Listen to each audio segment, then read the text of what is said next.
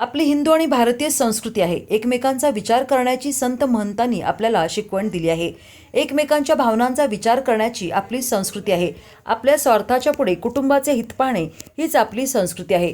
त्यामुळे येथून पवार कुटुंबाच्या विरोधात बारामतीमधून निवडणूक न लढण्याचा सुप्रिया सुळे यांनी घेतलेल्या निर्णयाचे मंत्री चंद्रकांत पाटील यांनी अभिनंदन केले. ते सांगलीत बोलत होते. तसेच राज ठाकरे यांच्या काही मताशी सहमत आहे तर काही मताशी सहमत नाही. महाराष्ट्रात राहतो म्हणजे मराठी आलीच.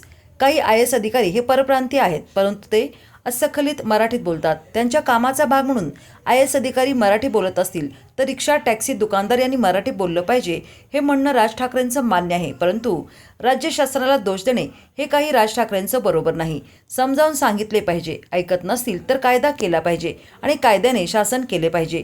आम्हाला कायदा हातात घेण्याचा अधिकार कोणी दिला आहे? यामुळे अराजक माजेल. ॲक्शन झाली की रिॲक्शन येते. त्यामुळे कायद्याने धाक दाखवणे गरजेचे असल्याचं मत मंत्री चंद्रकांत पाटील यांनी राज ठाकरे यांनी दिलेल्या इशाऱ्यावर व्यक्त केले.